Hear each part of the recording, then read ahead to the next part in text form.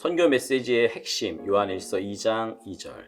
그는 우리 죄를 위한 화목제물이니 우리만 위할 뿐 아니요 온 세상의 죄를 위하심이라. 선교 메시지의 핵심은 예수 그리스도의 화목 속죄입니다. 그리스도의 사역 중 아무 부분이나 취해 보십시오. 예를 들어 치유 사역, 구원 및 성화의 사역 등이 있지만 이러한 사역들은 유한합니다. 그러나 세상 죄를 지고 가는 하나님의 어린 양의 속죄의 사역은 무한합니다.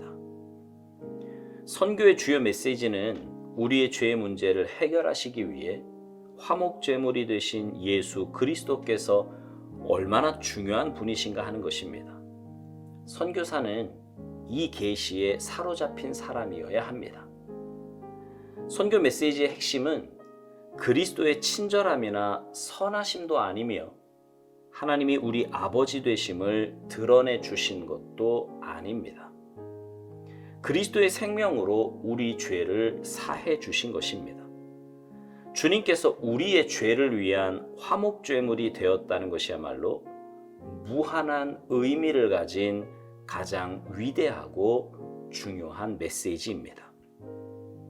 선교사의 메시지가 곧 애국적인 것은 아니기에 그것은 특정 국가나 개인을 옹호하지 않으며 온 세상을 위한 것입니다. 성령은 나의 편견을 옹호해 주지 않으십니다. 그분은 단지 나를 주 예수 그리스도와 연합하게 하십니다. 선교사는 자신의 주인이신 예수님의 위대한 사명에 결속된 사람입니다.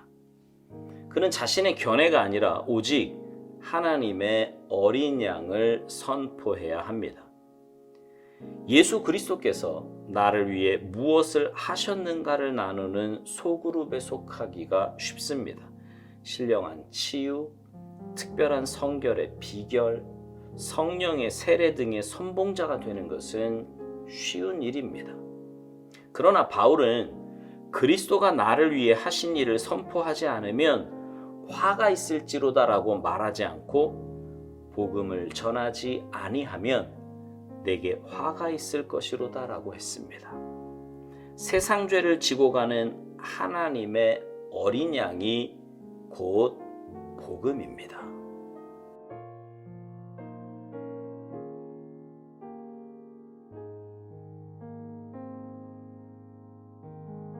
오늘 묵상의 제목은요, 선교 메시지의 핵심입니다.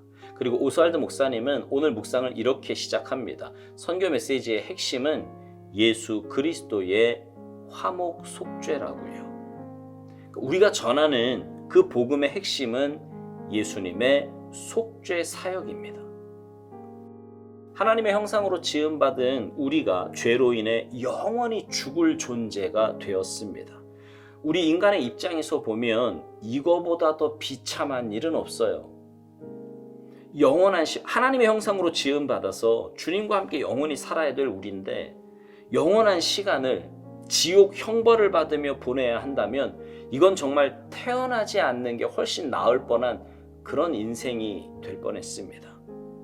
하나님께서는 그런 우리를 그렇게 죽음의 형벌에 두지 않으시고 하나밖에 없는 독생자 예수 그리스도를 이 땅에 보내주셔서 십자가에 달려 죽게 하심으로 우리의 모든 죄값을 다 치르게 하셨습니다. 그래서 누구든지 그 사실을 믿기만 하면 영원한 지옥 형벌에서 영원한 하나님의 나라로 옮겨지게 되었습니다. 여러분, 이보다 더 중요한 사실이 어디 있겠습니까?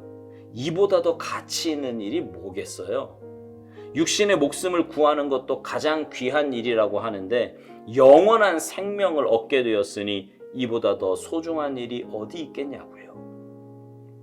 그래서 선교의 핵심은 다른 그 무엇도 아닌 예수 그리스도의 속죄 사건입니다. 오스왈드 목사님은 예수님의 다른 사역들, 예를 들어 치유 사역, 구원, 성화의 사역 등은 유한하지만 이 속죄의 사역은 무한하다고 말합니다. 그렇지요. 모든 사람에게 주님 오실 때까지 전해져야 하고 믿어야 하고 구원받아야 하는 것이 바로 속죄 사역이고요. 그렇게 속죄된 인간들이 주님과 함께 영원히 삽니다. 그러니 무한하다고 표현할 수밖에 없지요. 오스왈드 목사님은 선교사는 이 계시에 사로잡힌 사람이어야 한다고 말합니다. 가난을 벗어나게 하는 일도, 또 병을 고치는 일도, 삶의 환경을 개선하는 일도 선교사가 가장 중요하게 생각해서는 안 되는 부분입니다. 바로 영혼을 구원하여 하나님 나라 백성 만드는 것, 이것이 가장 중요한 일이고 여기에 붙잡힌 바 되어 이 일에 목숨 거는 사람이 바로 선교사입니다. 삶에서 선교사로 살아야 하는 여러분들도 그래서 사람을 볼 때요, 어떤 것보다 그 사람의 영혼이 구원받았는지 아닌지에 먼저 관심을 두어야 합니다. 그럴 때 그 영혼을 위해 기도하게 되고 복음을 전하게 되는 것입니다.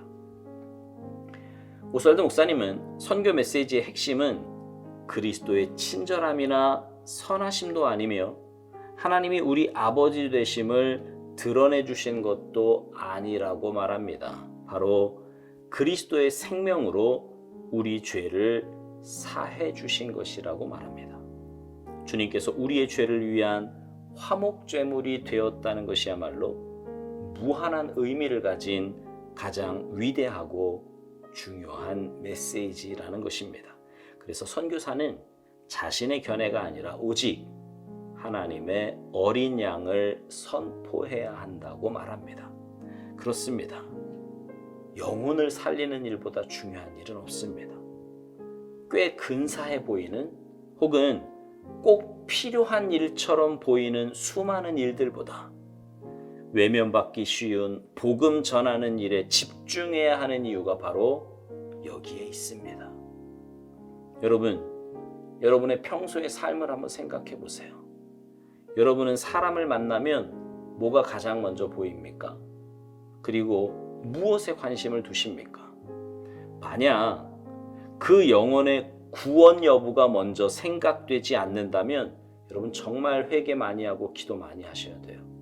왜냐하면 여러분이 구원받기 전에 여러분에게 복음을 전했던 그 사람도 그렇게 여러분의 구원 여부에 관심을 두지 않았다면 어쩌면 여러분은 지금도 하나님의 자녀가 아닐지 모릅니다. 바꿔 말하면 여러분으로 인해 복음을 들어야 하는 사람이 여러분의 무관심으로 인해 아직 복음을 듣지 못하고 있을 수도 있다는 말이에요. 오스왈드 목사님은 묵상 마지막에서 이런 말을 합니다. 바울은 그리스도가 나를 위해 하신 일을 선포하지 않으면 죄가 있을지로다라고 말하지 않고 복음을 전하지 아니하면 내게 화가 있을 것이로다라고 했다고요. 그리고 세상 죄를 지고 가는 하나님의 어린 양이 곧 복음이라는 것입니다. 맞습니다. 주님의 십자가 사건이 복음입니다. 그 십자가로 인해 우리가 구원받았다는 것이 기쁜 소식이에요. 사랑하는 성도 여러분, 다시 말하지만 여러분은 여러분의 가정과 직장과 학교와 사회, 지역 사회에 파송받은 선교사입니다. 이 귀한 사명 잊지 마시고 복음을 전하는 일에 열심을 다하시기 바랍니다. 그래서 여러분을 통해 준비된 영혼들이 주님 앞으로 돌아오는 영혼 구원의 역사가 나타나게 되기를 주님의 이름으로 축복합니다. 아멘.